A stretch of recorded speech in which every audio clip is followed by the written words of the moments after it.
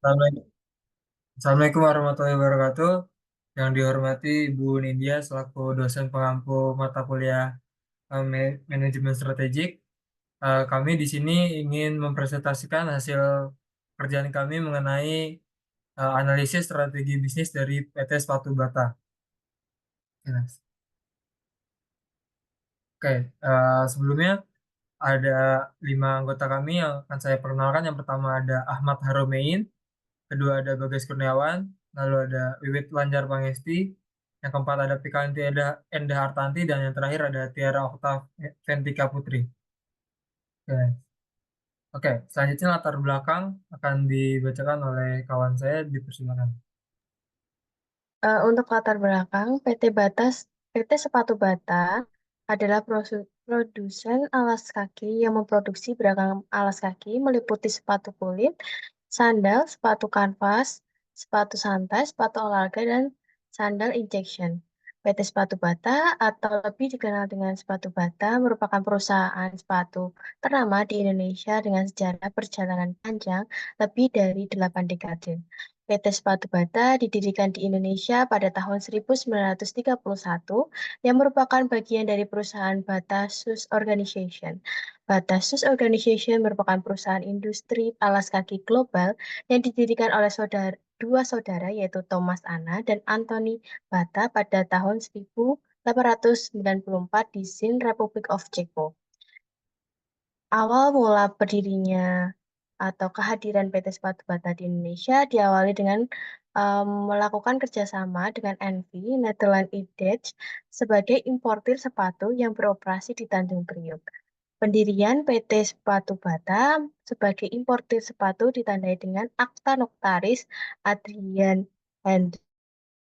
Pulcel nomor 64 sejak masuknya Bata di Indonesia pada tahun 1931. 6 tahun kemudian, 1940, PT Bata mendirikan pabrik sepatu di tengah perkebunan karet di Kalibata beralamat di Jalan Kalibata Raya, Jakarta Selatan.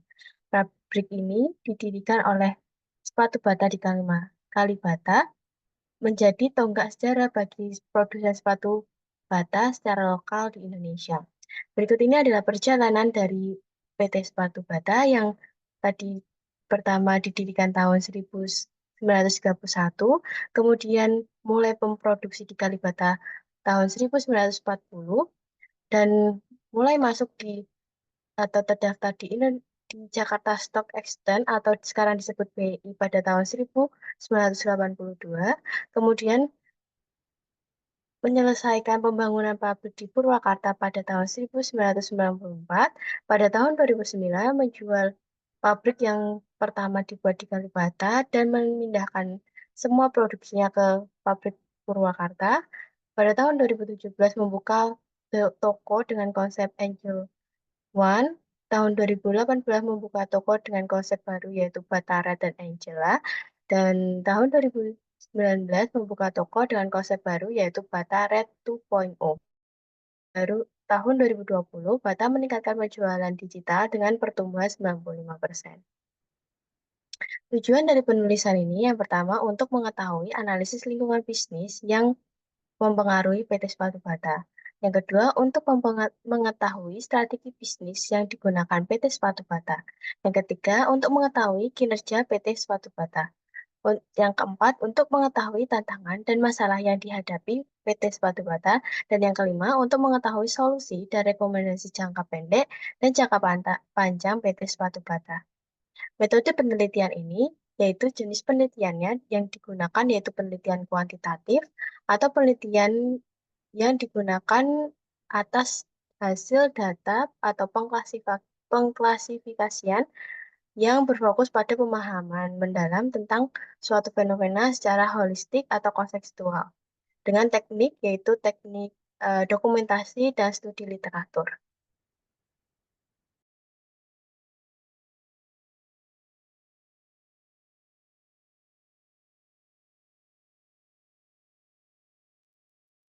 Ya, yang selanjutnya ada profil usaha PT Bata. Secara singkatnya, sekilas tentang PT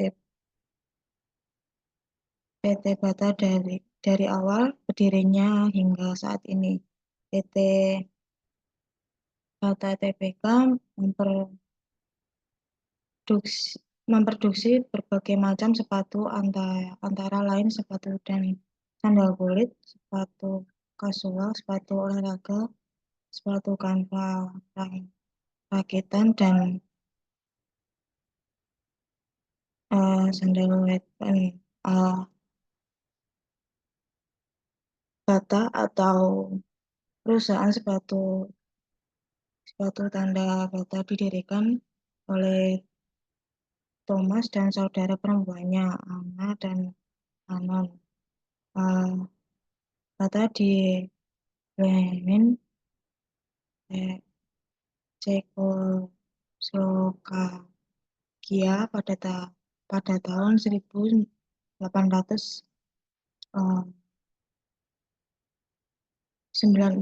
Ketika kesadaran ini melalui bisnis dengan modal ibu mereka sebesar 350 US dollar pada tahun 1904. Thomas Bata bekerja selama 6 bulan di sebuah pabrik sepatu di Newark, Amerika. Peristiwa Perang Dunia Pertama di Eropa menciptakan kebutuhan akan sepatu buat militer. Bata juga menerima pesanan di mana pabrik Bata memproduksi sekitar 50 sepatu untuk tentara Australia Bulgaria selama perang. Yang selanjutnya visi dan misi. Dalam tentang uraian tentang visi dan misi perusahaan. Visi adalah gambaran tujuan yang ingin dicapai di masa depan. Visi harus mampu memberi gambaran jelas mengenai masa depan yang dilihat oleh para pengakui kepemimpinan perusahaan. Tentang visi PT Bata Tbk, memperkuat posisinya sebagai kepemimpinan perusahaan di industri sepatu Indonesia yang meningkatkan nilai penggenggam saham baik dalam jangka panjang maupun pendek. Dan selanjutnya misi adalah rencana yang ditetapkan perusahaan untuk mencapai visinya. Misi PT Bata Tbk berhasil menjadi organisasi alas kaki paling dinamis, fleksibel, dan berwawasan luas di Indonesia. Next.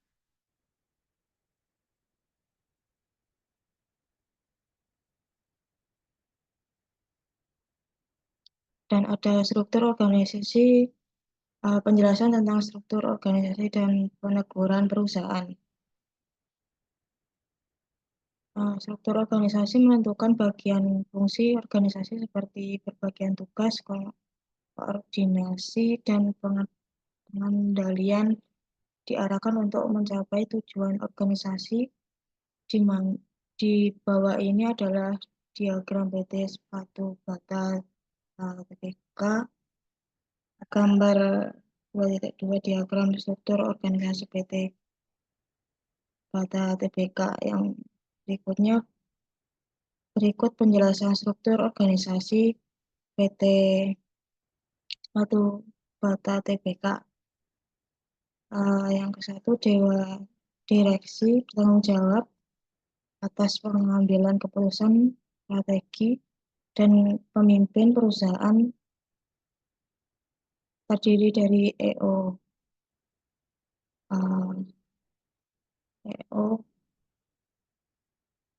dan beberapa di eksklusif yang mengawasi fungsi utama seperti pemasaran, keuangan, operasi, dan sumber daya manusia. Yang kedua, manajer senior meliputi kepada departemen yang mengelola sebagai fungsi utama seperti produksi, penjualan, pemasaran, keuangan, dan sumber daya manusia. Mereka melaporkan langsung kepada Dewan Direksi. Yang selanjutnya, manajemen menengah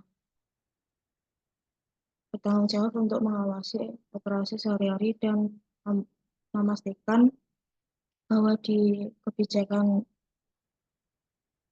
serta strategi perusahaan dijalankan dengan baik, meliputi manajer pabrik, manajer toko, dan kepala departemen yang lebih spesifik. Yang selanjutnya, staf operasional melakukan tugas-tugas operasional sehari-hari, meliputi pekerja di pabrik, staf toko, tim pemasaran, tim keuangan, dan staf administrasi lainnya. Saya kembalikan ke modal.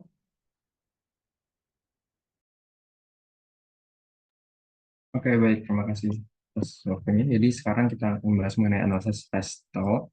Jadi analisis Pestel itu merupakan alat yang digunakan untuk menganalisis faktor eksternal yang dapat mempengaruhi sebuah perusahaan. Pertama yaitu ada analisis politik. Dalam analisis ini pertama ada stabilitas politik. Jadi Indonesia itu memiliki stabilitas politik yang relatif baik dalam beberapa tahun terakhir, meskipun ada beberapa tantangan terkait isu-isu regional. Nah, stabilitas ini memungkinkan PD Bata untuk merencanakan investasi jangka panjang. Kemudian kebijakan pemerintah Indonesia sedang mendorong investasi asing dan lokal, termasuk di sektor manufaktur. Nah, program-program seperti Making Indonesia 4.0 membuat peluang bagi perusahaan seperti PD Bata untuk meningkatkan efisiensi produksi dan adopsi teknologi. Kemudian peraturan perdagangan, nah kebijakan perdagangan internasional dan peraturan impor ekspor itu dapat memengaruhi biaya bahan baku dan produk jadi. Perubahan tarif atau pembatasan impor dapat berdampak pada harga dan ketersediaan bahan baku. Selanjutnya analisis ekonomi, pertama ada pertumbuhan ekonomi. Jadi Indonesia memiliki pertumbuhan ekonomi yang cukup stabil meskipun ada fluktuasi akibat faktor global. Nah, pertumbuhan ekonomi yang positif itu mampu meningkatkan daya beli konsumen dan permintaan terhadap produk bata. Kemudian ada inflasi. Jadi tingkat inflasi yang tinggi itu dapat meningkatkan biaya produksi dan harga jual. Harga jual produk sehingga berpotensi untuk menurunkan daya saing dan perlu pengelolaan biaya lebih lanjut dan efisien untuk menjaga profitabilitas. Kemudian ada kurs mata uang. Jadi fluktuasi nilai tukar rupiah terhadap mata uang asing itu dapat mempengaruhi biaya impor dan biaya impor bahan baku serta keuntungan impor. Jadi hal ini dapat memungkinkan perusahaan untuk melakukan hedging untuk melindungi dari risiko nilai tukar. Okay, next. Previous. Kemudian ada analisis sosial dan budaya. Pertama ada demografi. Nah, Indonesia itu memiliki populasi yang besar, jadi produk bata itu cocok untuk konsumen anak-anak, remaja, bahkan dewasa yang memungkinkan itu menjadi pasar potensial dari perusahaan bata gitu. Jadi bata dapat memanfaatkan tren generasi muda untuk menawarkan produk yang sesuai dengan preferensi mereka. Kemudian ada perubahan gaya hidup. Perubahan gaya hidup itu dapat meningkatkan atau menurunkan permintaan akan sepatu. Misalnya kayak gaya hidup yang lebih sehat dan aktif itu dapat meningkatkan permintaan sepatu olahraga dan casual gitu, sehingga dapat memberikan peluang untuk memperluas lini produk perusahaan bata. Selanjutnya ada kesadaran merek. Jadi konsumen Indonesia itu semakin sadar akan merek dan cenderung mencari produk berkualitas tinggi dengan harga yang wajar. Dan PT Bata itu dapat memperkuat citra mereknya dan memastikan produk yang ditawarkan untuk memenuhi ekspektasi pengguna atau ekspektasi konsumen. Kemudian analisis keempat yaitu teknologi. Pertama ada otomisasi dan produksi.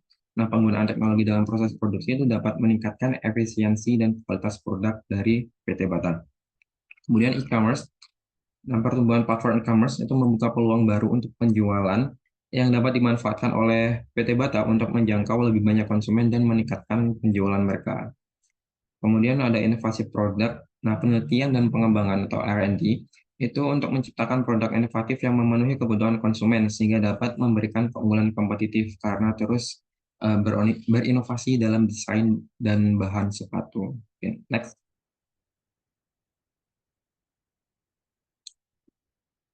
Analisis yang kelima yaitu ekologi atau lingkungan. Jadi pertama ada regulasi lingkungan. Intinya tuh kepatuhan terhadap regulasi lingkungan yang ketat itu penting untuk menjaga operasional yang berkelanjutan. Nah, hal tersebut mempengaruhi PT Bata dalam memastikan proses produksinya ramah lingkungan dan mematuhi standar regulasi. Selanjutnya ada kesadaran lingkungan. Konsumen itu memiliki kepedulian terhadap produk ramah lingkungan. Hal ini mengakibatkan PT Bata perlu mengadopsi praktik produksi yang lebih hijau untuk menarik konsumen yang peduli lingkungan. Selanjutnya analisis yang keenam yaitu legal. Pertama ada hak kekayaan intelektual. Jadi perlindungan terhadap hak kekayaan intelektual atau paten atau merek dagang itu sangat penting untuk mencegah pemalsuan dan menjaga reputasi merek. Sehingga penting bagi perusahaan Bata untuk memastikan hak kekayaan intelektualnya dilindungi dengan baik. Selanjutnya ada ketenagakerjaan. Regulasi ketenagakerjaan mengenai upah minimum, kondisi kerja, dan hak-hak pekerja itu memengaruhi biaya operasional dan manajemen sumber daya manusia. Dan yang terakhir yaitu peraturan perdagangan. Nah, hukum peraturan perdagangan internasional seperti peraturan tentang impor dan ekspor itu dapat memengaruhi distribusi produk dari perusahaan Bata. Oke, next. Selanjutnya kita akan bahas mengenai analisis SWOT dari PT Bata. Pertama yaitu strength, kekuatan. Pertama ada brand recognition. Jadi Bata memiliki merek yang dikenal luas dan memiliki reputasi kuat sehingga membangun kepercayaan konsumen dan loyalitas merek. Kemudian jaringan distribusi luas. Bata memiliki jaringan distribusi yang luas termasuk toko-toko retail, gerai di pusat perbelanjaan dan platform online yang memudahkan konsumen untuk mengakses produk mereka. Selanjutnya diversifikasi. Jadi Bata menawarkan berbagai jenis alas kaki termasuk sepatu untuk pria, wanita, anak-anak, olahraga, casual, dan sebagainya. Nah, diversifikasi ini tuh membantu mencapai berbagai segmen pasar. Kemudian ada kualitas produk. Nah, Bata dikenal karena kualitas produknya yang baik, yang mencakup kenyamanan, daya tahan, dan desain yang mengikuti tren. Selanjutnya yaitu weaknesses atau kelemahan. Pertama, harga yang cukup tinggi. Jadi ada beberapa produk Bata tuh memiliki harga yang lebih tinggi dibandingkan dengan pesaing lokal, yang mungkin membuatnya tuh kurang terjangkau bagi segmen konsumen tertentu. Kemudian kurangnya inovasi yang cepat. Jadi meskipun Bata tuh dikenal karena kualitas inovasi produknya, tapi inovasinya tuh lambat gitu dan dapat membuat perusahaan tertinggal dibandingkan pesaing yang lebih cepat dalam mengadopsi tren dan teknologi baru. Selanjutnya yaitu ketergantungan pasar tradisional. Nah, meskipun Bata telah memperluas kehadirannya secara online, masih terdapat ketergantungan besar pada penjualan melalui toko fisik yang bisa menjadi kelemahan di era digital saat ini. Okay, next.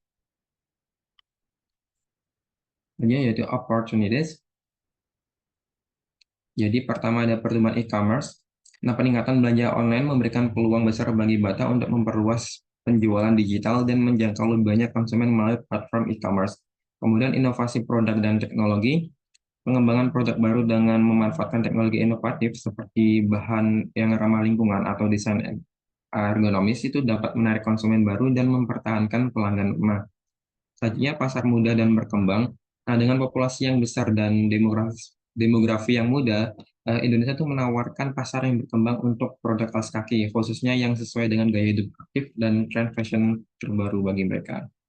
Selanjutnya, analisis SWOT threats atau ancaman. Pertama itu persaingan ketat. Jadi pasar alas kaki itu sangat kompetitif dengan banyak pemain lokal dan internasional yang menawarkan produk dengan harga dan kualitas yang beragam. Nah, persaingan itu dapat memengaruhi pangsa pasar dan margin keuntungan Bata. Kemudian ada fluktuasi ekonomi. Ketidakstabilan ekonomi global atau regional itu dapat memengaruhi daya beli konsumen dan permintaan terhadap produk alas kaki. Selanjutnya ada perubahan preferensi konsumen. Jadi tren mode yang berubah cepat dan preferensi konsumen yang dinamis itu dapat membuat produk Bata kurang relevan jika tidak direspon dengan cepat. Dan yang terakhir itu krisis rantai pasokan. Jadi gangguan dalam rantai pasokan global seperti yang disebabkan oleh pandemik atau bencana alam itu dapat memengaruhi produksi dan distribusi dari produk Bata. Oke, next. Nah, sekarang membahas mengenai Corner 5 Forces. Jadi pertama ada ancaman pesaing baru, di mana hambatan masuknya itu terdiri dari skala ekonomi, Jadi Bata itu telah mengembangkan kapasitas produksi besar yang memungkinkan mereka tuh untuk menghasilkan produk dengan biaya yang lebih rendah per unit. Nah, pendatang baru itu perlu investasi besar untuk mencapai skala yang sama dan bersaing dalam harga, sehingga sulit untuk masuk menjadi pesaing dari PT Bata. Kemudian merek terkenal. Nah, Bata itu memiliki merek yang telah lama dikenal dan dipercaya oleh konsumen. Jadi pendatang baru perlu mengeluarkan banyak sumber daya untuk membangun kesadaran dan kepercayaan merek yang serupa. Selanjutnya, akses ke saluran distribusi. Bata memiliki jaringan distribusi yang luas termasuk toko-toko retail di banyak lokasi dan platform e-commerce.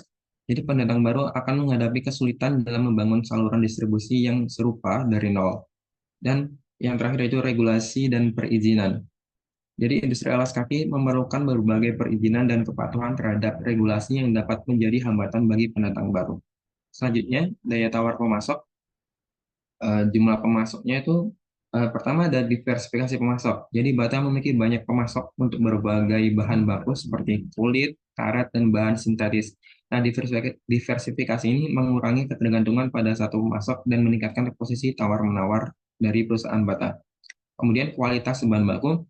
Pemasok yang menyediakan bahan baku yang berkualitas tinggi itu memiliki kekuatan tawar-menawar lebih besar karena Bata perlu memastikan kualitas produknya. Nah, kemudian ada kekuatan pemasok, jadi pertama itu keunikan produk. Nah, jika pemasok tertentu itu menyediakan bahan baku yang unik atau berkualitas tinggi yang sulit ditemukan di tempat lain, kekuatan tawar-menawar pemasok itu akan meningkat. Kemudian potensi integrasi ke depan. Jadi pemasok yang memiliki potensi untuk memasuki pasar alas kaki sendiri itu dapat meningkatkan kekuatan tawar-menawar mereka. Next. Sekarang daya tawar pembeli, jumlah dan keanekaragaman pembeli. Pertama yaitu konsumen individu. Jadi sebagian besar pelanggan Bata adalah individu yang memiliki kekuatan tawar-menawar rendah karena banyaknya pembeli kecil. Kemudian retail dan grosir. Jadi toko retail besar atau grosir yang membeli dalam jumlah besar itu memiliki kekuatan tawar-menawar lebih tinggi karena volume pembelian mereka itu yang signifikan. Kemudian kekuatan pembeli, kesadaran harga. Jadi konsumen yang sangat sensitif terhadap harga itu dapat memilih untuk beralih ke merek lain yang menawarkan harga lebih rendah. Dan selanjutnya itu pilihan alternatif. Jadi banyaknya alternatif alas kaki di pasar meningkatkan kekuatan pembeli karena mereka tuh memiliki banyak pilihan dan dapat dengan mudah beralih ke merek lain. Selanjutnya kekuatan produk substitusi.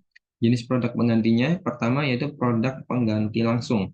Jadi produk alas kaki dari merek lain yang menawarkan fungsi dan kualitas yang serupa di alas kaki merek Bata. Kemudian alternatif mode. Jadi sepatu yang terbuat dari bahan atau desain yang berbeda seperti sepatu vegan atau sepatu ramah lingkungan. Nah, ancaman dari produk pengganti pertama yaitu inovasi dalam desain teknologi. Jadi produk yang lebih inovatif dan terdiri dari pesaing dapat menarik konsumen dari produk Bata. Kemudian perubahan gaya hidup. Nah, perubahan preferensi konsumen terhadap mode atau jenis sepatu tertentu itu dapat meningkatkan permintaan untuk produk pengganti.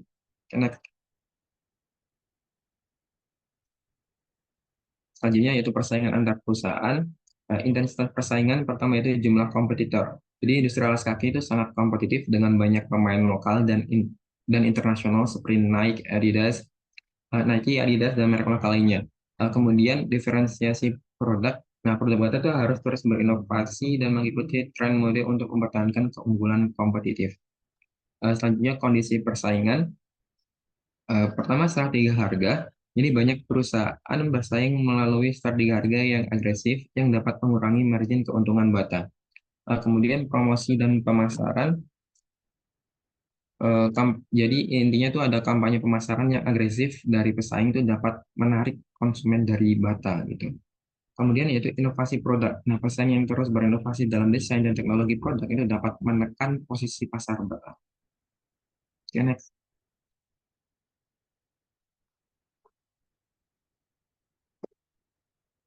Oke, saya kembalikan ke moderator, rekan saya. Oke, selanjutnya saya akan membahas tentang strategi bisnis dari Bata. Yang pertama ada segmentasi pasar. Di sini ada Bata menggunakan tiga segmentasi. Yang pertama ada segmentasi demografis. Bata membagi pasarnya berdasarkan usia, jenis kelamin, dan profesi. Masing-masing kelompok segmen memiliki kebutuhan dan preferensi sepatu yang berbeda sehingga Bata menawarkan produk yang sesuai dengan setiap kelompok usia. Demi memenuhi segmentasi ini, Bata juga memiliki sub-brand seperti Power Sub. Sub-brand ini fokus pada sepatu olahraga dan aktivitas fisik. Lalu yang kedua ada Webrunner. Sub-brand ini dikenal dengan sepatu kasual dan outdoor, termasuk sepatu boot dan juga sepatu hiking. Lalu ada North Star. Sub-brand ini menargetkan konsumen muda dengan desain yang trendy dan gaya yang kasual. Lalu ada Marie Claire. Sub-brand ini ditujukan untuk wanita dengan fokus pada gaya yang elegan dan juga feminim. Lalu ada Bubble Gummers. Sub-brand ini khusus untuk anak-anak dengan desain yang menarik dan nyaman. Lalu yang terakhir juga ada Bata Industrial.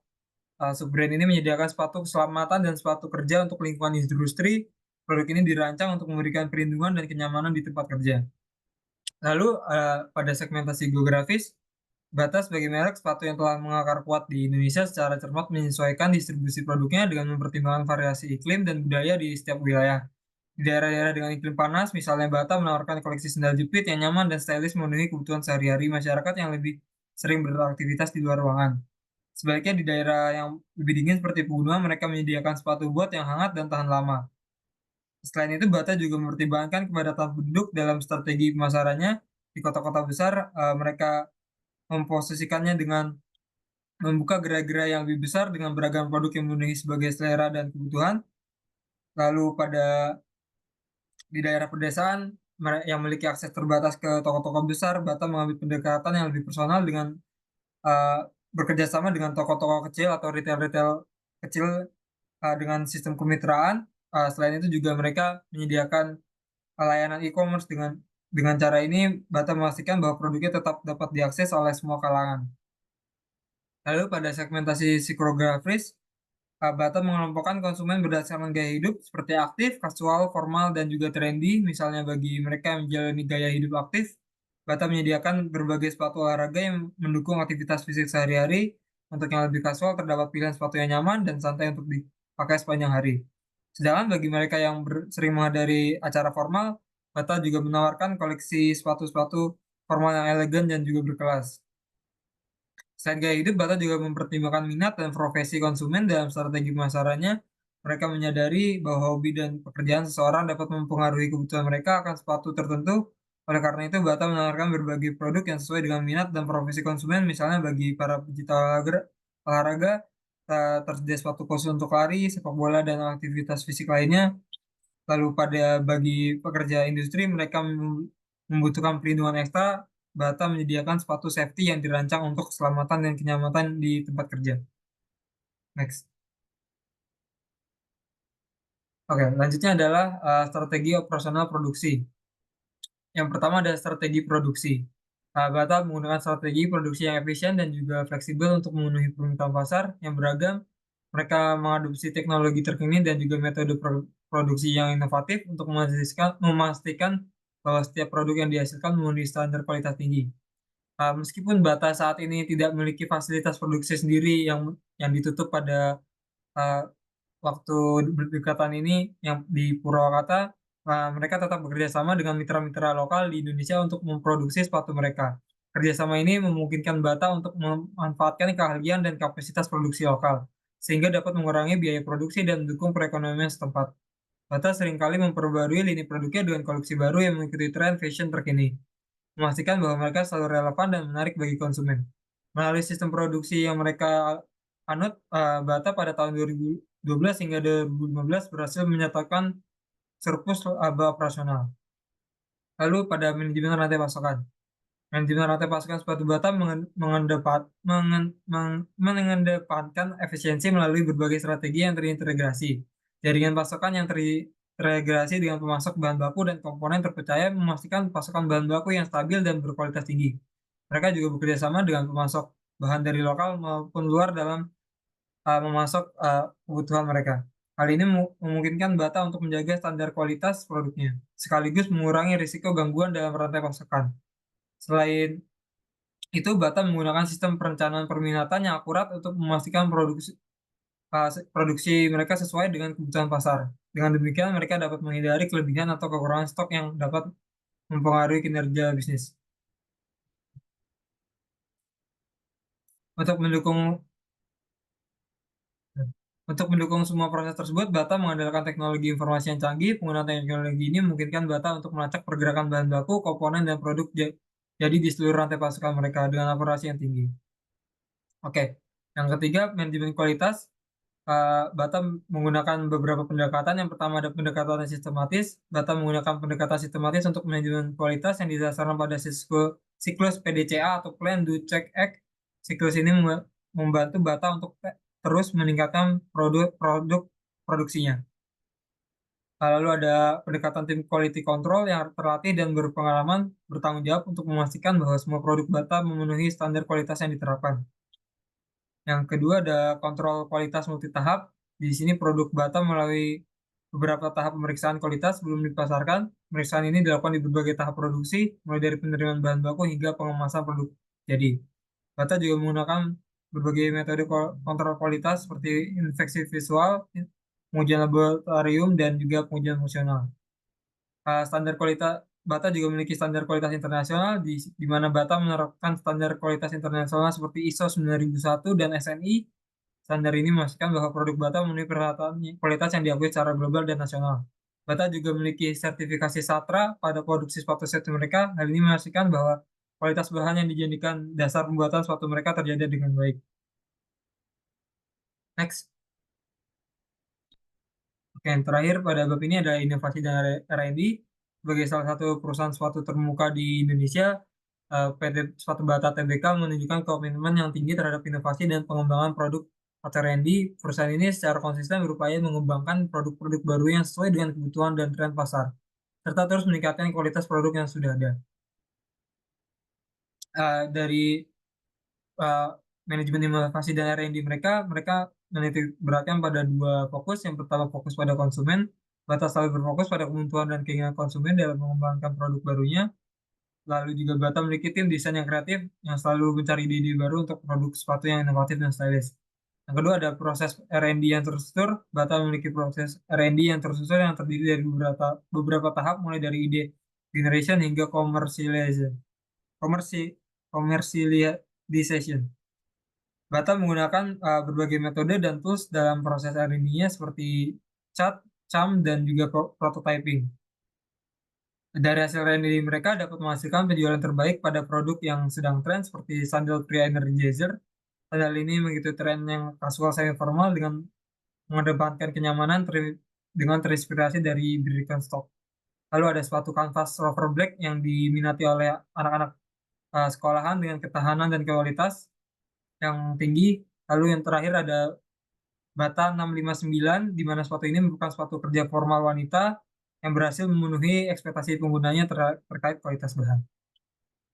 Oke, sekian dari pemaparan saya. Saya lanjutkan ke kawan saya. Baik, yang selanjutnya itu adalah tentang kinerja perusahaan. Nah, tentunya di setiap perusahaan itu perlu mengukur kinerjanya. Nah, yang pertama ini kita melakukan analisis mengenai kinerja dari segi keuangan. Nah, di sini ada laporan laba rugi dari PT Sepatu Bata, di mana dapat dilihat bahwa pada tahun 2023, PT Bata ini mengalami penurunan penjualan 5% dibandingkan tahun 2022. Jadi pada penjualan tahun 2023 ini hanya sebesar 609.612 juta, sedangkan di tahun 2022 itu mencapai 643.454 juta. Kemudian untuk dari segi gross profit tahun 2023 itu sebesar 229.052 juta, di mana hal ini mengalami penurunan jika dibandingkan dengan tahun 2022, yaitu sebesar 260.023 juta. Nah, selanjutnya PT Bata ini juga mengalami kerugian dari tahun 2021 hingga tahun 2023. Nah, hal ini terus berlanjut dan pada tahun 2023 itu kerugiannya mencapai 560 juta rupiah. Next.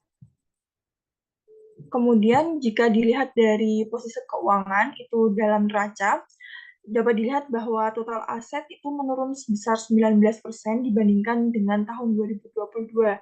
Kemudian aset lancar juga menurun 6% dibandingkan tahun sebelumnya. Kemudian aset tidak lancar juga ikut menurun 33%. Namun utang justru meningkat sebesar 12% dibandingkan tahun 2022. Kemudian untuk proporsinya utang jangka pendek itu meningkat sebesar 9% dan utang jangka panjangnya itu meningkat 43%. Kemudian jika dilihat dari segi ekuitas itu malah menurun sebesar 59% dibandingkan dengan tahun 2022. Next. Selanjutnya, kita dapat melihat dari laporan arus kasnya. Di sini dapat dilihat bahwa jumlah kas dan juga setara kas pada akhir tahun 2023 itu hanya mencapai sebesar 7.505 juta, di mana ini meningkat 23% dibandingkan dengan tahun 2022 yang tadinya hanya sebesar 2.479 juta. Nah, pada tahun 2023 ini perusahaan juga memperoleh arus kas dari kegiatan operasi sebesar 21.641 juta, arus kas investasi sebesar minus 9.575 juta, dan arus kas aktivitas pendanaan sebesar minus 7.040 juta rupiah. Kemudian di sini adalah analisis rasio keuangan dari PT Sepatu Bata. Nah, jika kita lihat dari rasio return on asset, ini menunjukkan minus 32. Nah, rasio ini menunjukkan bahwa perusahaan Bata ini tidak mampu menghasilkan keuntungan dari aset-aset yang dimilikinya. Kemudian jika kita lihat dari rasio return on equity, nah itu menunjukkan minus 143, di mana hal ini menunjukkan bahwa perusahaan Bata ini tidak efisien dalam menggunakan ekuitas para pemegang sahamnya untuk menghasilkan laba. Kemudian jika kita lihat net profit margin itu minus 31, yang berarti mengalami kerugian. Hal ini karena biaya dan juga pengeluaran yang dikeluarkan oleh perusahaan Bata itu melebihi dari pendapatan yang diperolehnya.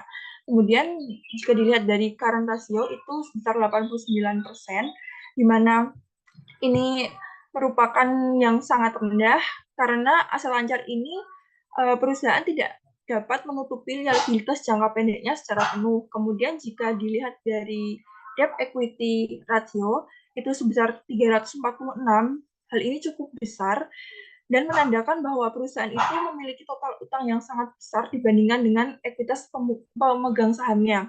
Kemudian jika kita lihat dari debt aset rasio itu menunjukkan sebesar 78. Nah, 78% ini berarti pendanaan perusahaan itu bergantung pada pendanaan eksternal untuk kegiatan operasinya. Next. Nah, berdasarkan laporan-laporan tadi dapat disimpulkan bahwa PT Bata ini menunjukkan kinerja keuangan yang cukup lemah dan juga memiliki tingkat leverage yang sangat tinggi. Nah, hal ini menunjukkan bahwa perusahaan itu sedang mengalami kondisi yang sulit. Nah, semakin tinggi proporsi utang juga membuat semakin besar kewajiban perusahaan untuk membayar utang pokok beserta bunganya.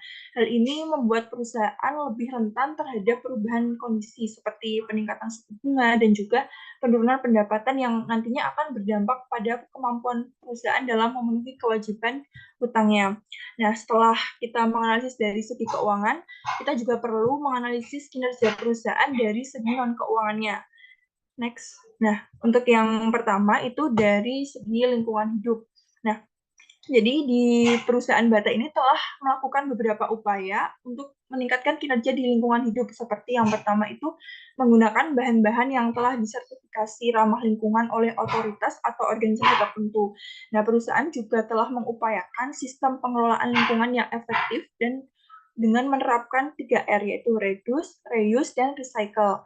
Kemudian perusahaan juga telah melakukan efisiensi penggunaan listrik dengan melakukan penghematan biaya, di mana total biaya energi listrik pada tahun 2023 ini mencapai sebesar 1,3 miliar atau 1,03 miliar atau menurun sebesar 18,12% dibandingkan tahun 2022 dengan total biaya sebesar 1,26 miliar. Kemudian yang ketiga, perusahaan telah melakukan penghematan air dengan melakukan membuat lahan hijau di lingkungan pabrik, melakukan efisiensi penggunaan air di lingkungan pabrik, serta melakukan pengecekan instalasi dan juga pengawasan penggunaan air.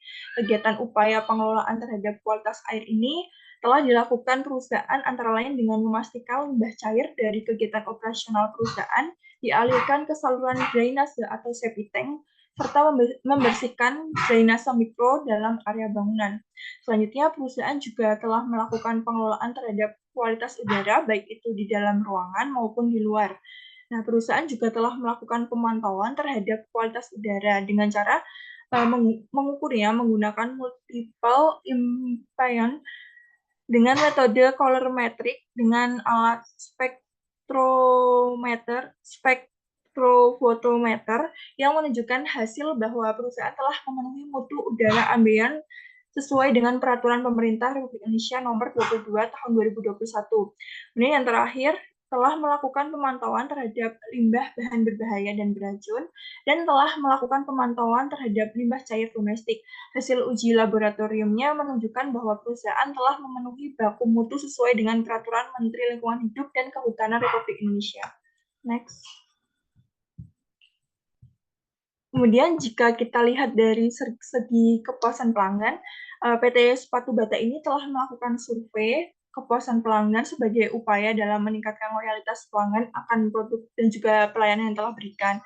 Perusahaan ini memberikan program loyalitas pelanggan dengan memberikan reward yang menarik dan juga pelayanan prima serta penawaran eksklusif bagi para pembeli yang sudah bergabung dan menjadi bagian dari keanggotaan Bata Club. Kepuasan pelanggan terhadap produk merupakan hal yang penting dan juga menjadi tolak ukur kualitas bagi produk-produk dan layanan yang telah diberikan oleh perusahaan Bata.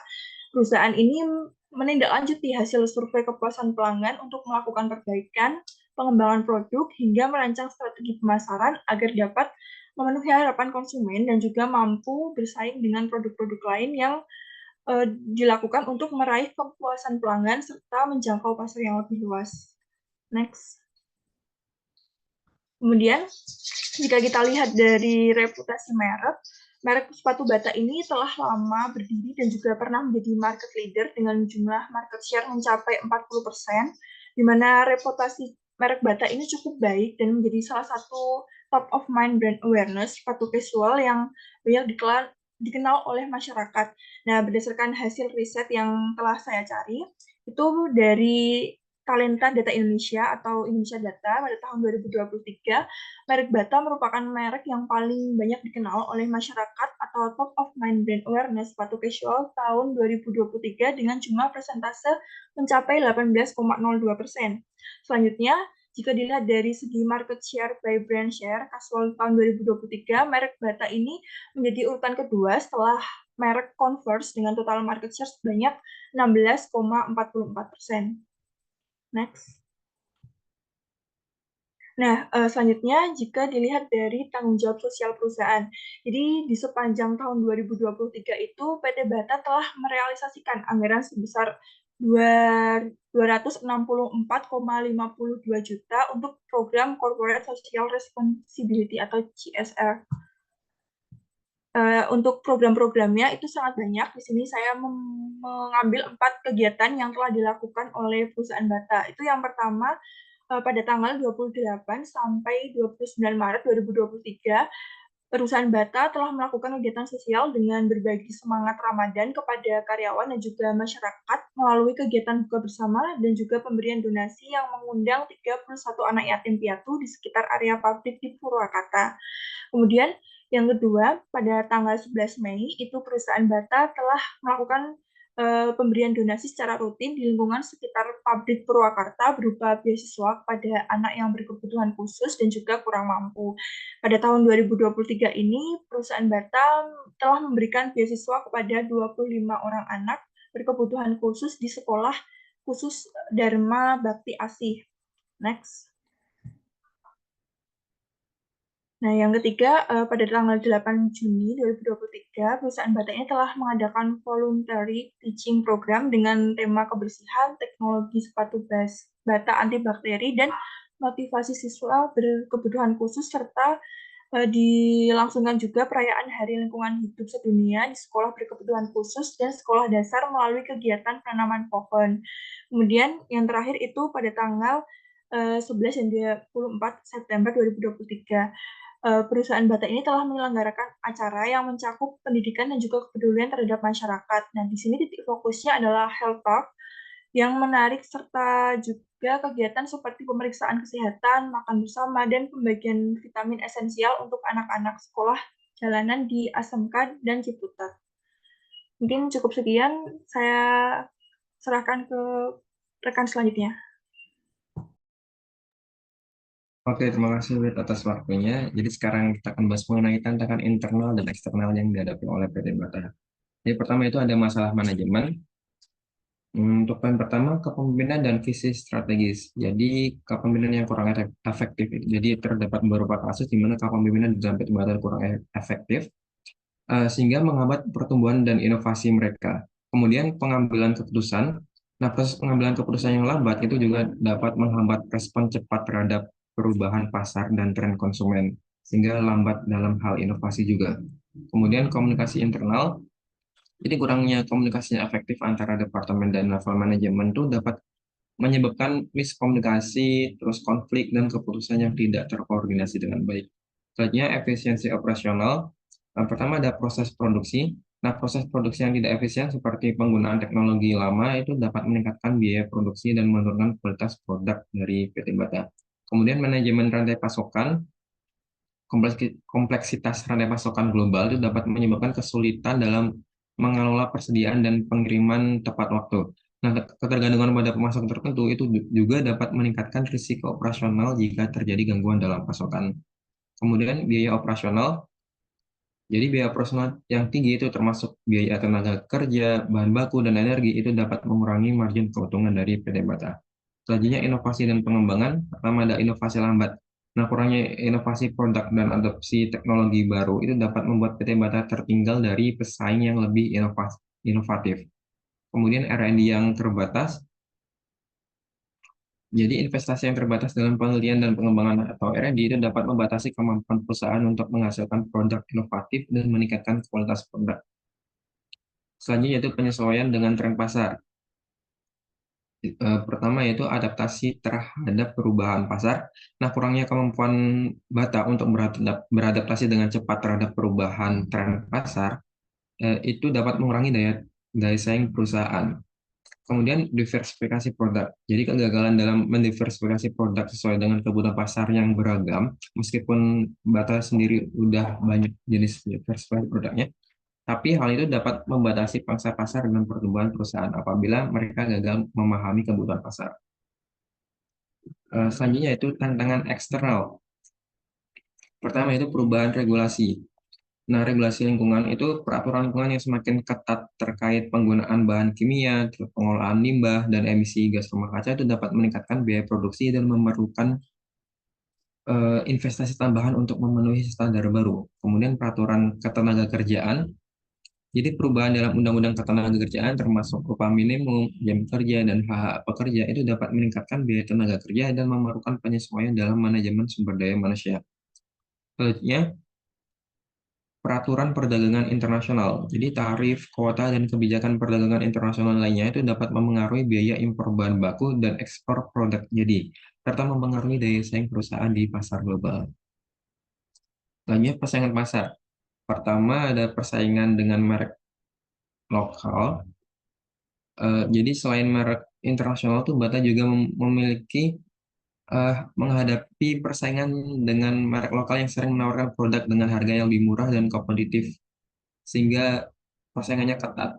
Kemudian persaingan dengan merek internasional, jadi PT Bata tuh bersaing dengan banyak merek internasional yang memiliki sumber daya besar untuk penelitian, pengembangan, dan pemasaran. Nah, merek-merek seperti tadi yang saya sebutkan, Nike, Adidas, dan lainnya itu terus berinovasi dalam memperluas pasar mereka.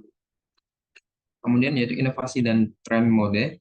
Jadi persaingan dalam hal inovasi produk dan tren mode itu sangat ketat, sehingga perusahaan Bata itu perlu mampu mengenali dan beradaptasi dengan tren konsumen dengan cepat. Selanjutnya kondisi ekonomi global. Pertama yaitu fluktuasi nilai tukar. Nah, fluktuasi nilai tukar mata uang itu dapat memengaruhi biaya impor bahan baku dan margin keuntungan dari penjualan di PT Bata. Kemudian kondisi ekonomi makro, misalnya resesi global atau pelambatan ekonomi itu dapat mengurangi daya beli konsumen dan menurunkan permintaan terhadap produk alas kaki. Kemudian biaya bahan baku. Nah, harga bahan baku yang fluktuatif itu dapat mempengaruhi biaya produksi. Nah, kenaikan harga bahan baku itu dapat mengurangi margin keuntungan juga, sehingga perlu diefisiensi lebih lanjut oleh perusahaan Bata. Selanjutnya, sosial dan demografis. Pertama itu perubahan preferensi konsumen. Jadi preferensi konsumen yang berubah dengan cepat itu dipengaruhi oleh tren mode, gaya hidup, dan kesadaran lingkungan. Jadi PT Bata tuh harus dapat mengidentifikasi dan merespon perubahan ini itu dengan cepat untuk tetap relevan. Kemudian populasi dan demografi. Jadi pertumbuhan populasi dan perubahan demografis seperti peningkatan kelas menengah dan urbanisasi itu dapat memengaruhi permintaan terhadap produk alas kaki. Jadi PT Bata itu harus menyesuaikan strategi pemasaran dan produk untuk memenuhi kebutuhan segmen pasar yang berbeda. Oke, mungkin itu aja yang dapat saya sampaikan. Saya sampaikan ke rekan saya. Selanjutnya adalah solusi dan rekomendasi atas tantangan yang telah disampaikan tadi. Ada solusi jangka pendeknya. Yang pertama, fokuskan pada pasar domestik, di mana Indonesia memiliki populasi yang besar dan kelas menengah yang terus berkembang. PT Sepatu Bata dapat berfokus pada pembangunan produk dan strategi pemasaran yang sesuai dengan pasar domestik. Yang kedua, memperkuat merek dan meningkatkan kehadiran online. Membangun brand awareness yang kuat melalui pemasaran digital yang kreatif dan memiliki target mengenai pemasaran digital. Memanfaatkan platform e-commerce dan media sosial untuk menjangkau konsumen secara lebih luas. Mengembangkan website dan aplikasi mobile yang lebih user-friendly untuk memberikan pengalaman berbelanja yang optimal. Yang ketiga, meningkatkan efisiensi operasional. Mengadopsi teknologi digital untuk meningkatkan efisiensi operasional dan pengalaman pelanggan. Mengembangkan aplikasi mobile untuk memudahkan pemesanan dan pelacakan pemesanan. Memanfaatkan data analisis untuk memahami konsumen dan meningkatkan strategi pemasaran. Yang keempat, meningkatkan layanan pelanggan. Menyediakan layanan pelanggan yang mudah diakses melalui berbagai channel yang dimiliki. Selanjutnya juga menawarkan program loyalitas dan menawarkan penawaran yang menarik bagi pelanggan yang setia. Kemudian ada solusi jangka panjang. Yang pertama, memperkuat inovasi dan desain produk. PT Sepatu Bata dapat berinvestasi dalam melakukan riset pasar secara mendalam dan mengembangkan untuk menciptakan produk dan layanan yang lebih inovatif. Selain itu, dapat mendorong budaya inovatif dan kreativitas di dalam perusahaan. Mengembangkan produk-produk baru dan inovatif dan stylish dengan tetap mempertahankan kualitas dan daya tahan yang tinggi. Yang kedua, memperluas jangkauan pasar. PT Sepatu Bata dapat memanfaatkan platform e-commerce lintas batas untuk menjangkau konsumen di seluruh Indonesia. Selain itu, dapat membuka toko online resmi yang lebih banyak dan berpartisipasi dalam marketplace online ternama untuk mengembangkan jangka distribusi yang lebih luas. Yang ketiga, memperkuat keberlanjutan, menggunakan bahan-bahan yang lebih ramah lingkungan dan menempatkan praktek produksi yang berkelanjutan. Mendukung program pelestarian lingkungan dan sosial, selain itu dapat menerapkan praktik-praktik hemat mengurangi limbah untuk membangun citra perusahaan yang bertanggung jawab dan peduli terhadap lingkungan. Yang keempat, membangun tim kepemimpinan yang kuat.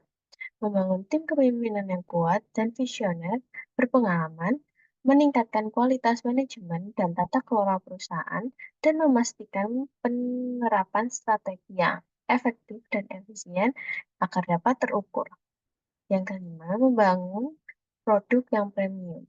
Mengembangkan produk-produk sepatu premium dengan desain yang stylish dan bahan yang berkualitas, serta menawarkan layanan premium seperti custom-made shoes dan personal shopping experience.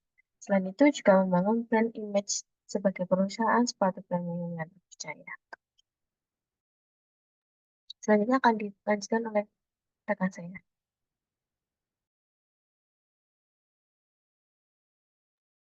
Ya, selanjutnya ada kesimpulan PT Bata.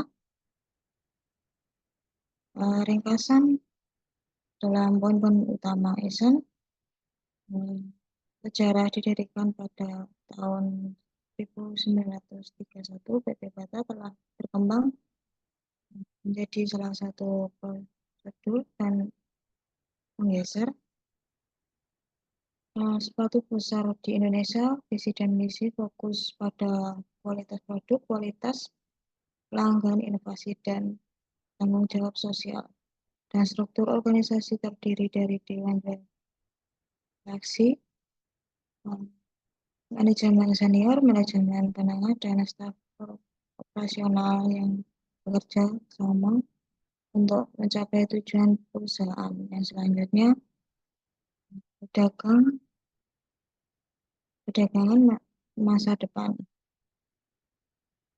Prediksi berdasarkan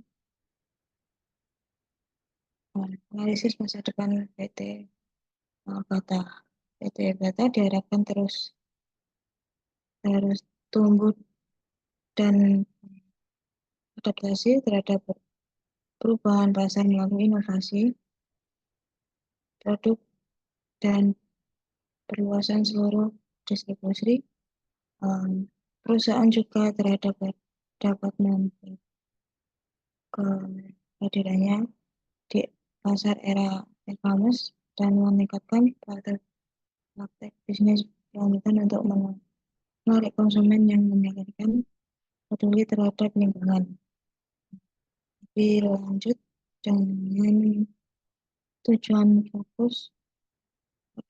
terus fokus meningkatkan pengalaman pelanggan, PT Bata mempunyai peluang besar untuk mempertahankan bahkan meningkatkan mangsa pasarnya di industri alas kaki Indonesia dengan pendekatan strategis yang telah PT Bata dapat menjadi pemimpin pasar alas kaki baik lokal maupun internasional dengan tetap terus menjaga nilai tambah bagi pelanggan, karyawan, dan masyarakat luas. Saya kembalikan ke masyarakat.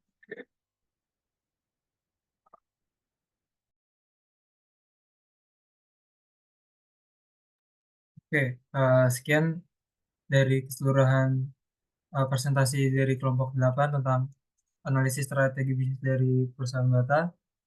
Kurang lebih ya mohon maaf. Assalamualaikum warahmatullahi wabarakatuh.